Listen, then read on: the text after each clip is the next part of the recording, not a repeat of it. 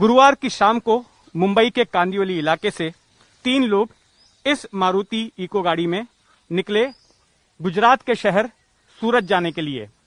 जो 3 लोग इस गाड़ी में सवार थे उनमें से 2 साधु थे। एक का नाम चिकने महाराज कल्प वृक्ष गिरी, उनका नाम था, 70 साल के बुजुर्ग थे। दूसरे 35 साल के सुशील गिरी थे और आगे ड्राइविंग सीट पर बैठे हुए थे तेलगड़े नाम के ड्राइवर, जिनकी उम्र 30 साल की थी। दरअसल ये खबर मिली थी इन साधुओं को कि उनके एक साथी की सूरत में मृत्यु हो गई है और उनके अंतिम संस्कार में इन्हें जाना था।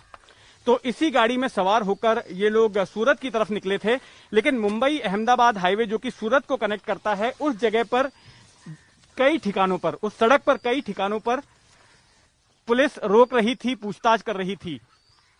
तो इससे बचने के लिए इन लोगों ने तय किया कि ये अंदर के रास्ते से जाएंगे, जो जंगल से होकर एक सड़क गुजरती है और दादरा और नागर हवेली नाम की जो यूनियन टेरिटरी है उससे सटी हुई जो सड़क है जो गुजरात को कनेक्ट करती है, उससे होकर निकलने का इन्होंने फैसला किया।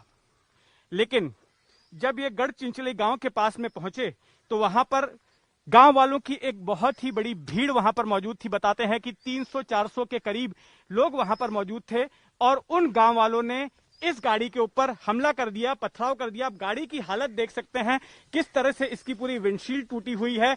अगर मैं गाड़ी के अंदर की तस्वीरें आपको दिखाऊं तो आप देख सकते हैं किस तरह से बड़े बड़े पत्थर अभी भी गाड़ी में पड़े हुए हैं।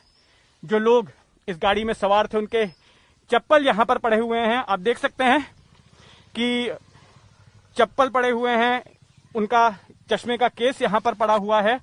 और इस गाड़ी को जब वे लोग गाड़ी में बैठे हुए ही थे तो इस गाड़ी को उस हिंसक भीड़ ने पलट दिया। जिस जगह पर यह हमला हुआ वहां से एक फॉरेस्ट गार्ड ने इस कासा पुलिस थाने को फोन किया।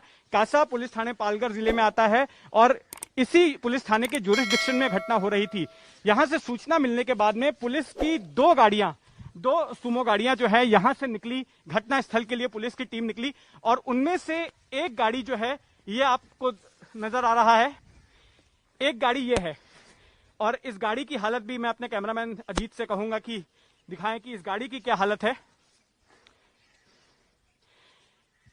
जब पुलिस की ये गाड़ियां मौके पर पहुंची तो उसके बाद उन्होंने जो उस इको गाड़ी में 3 लोग मौजूद थे, घायल हालत में थे, उनको निकाला और उनको निकालकर बाहर चौकी की तरफ ले जा रहे थे।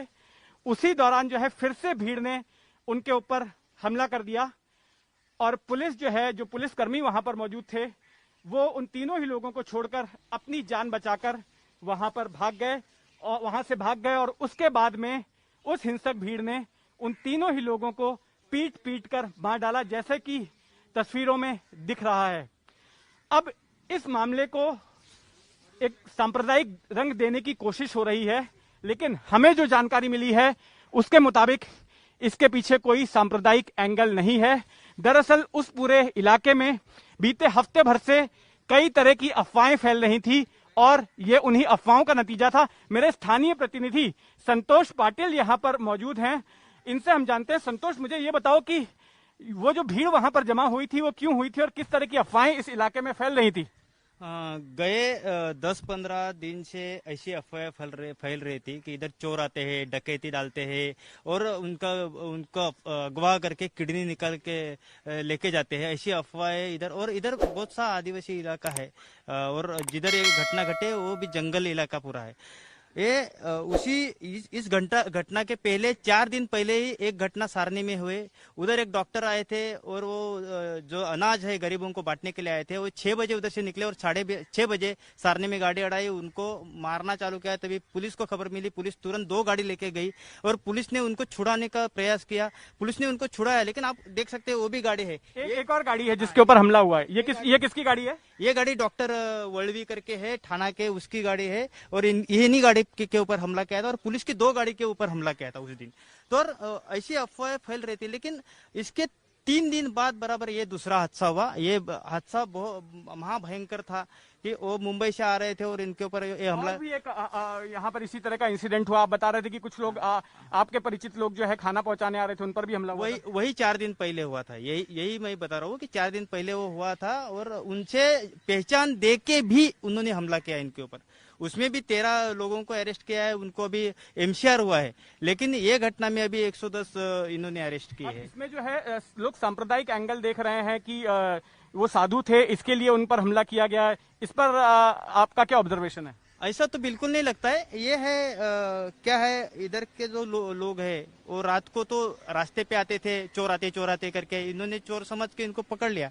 लेकिन जब भी पुलिस गई तो पुलिस जाने के बाद इनको जितना मारा था, लेकिन उसके बाद उन्होंने छोड़ना चाहिए था, लेकिन छोड़ा नहीं, उनको और मार के उनको अंजाम दिया गया। ये उन्होंने पूरा गलत किया है। इस सांप्रदायिक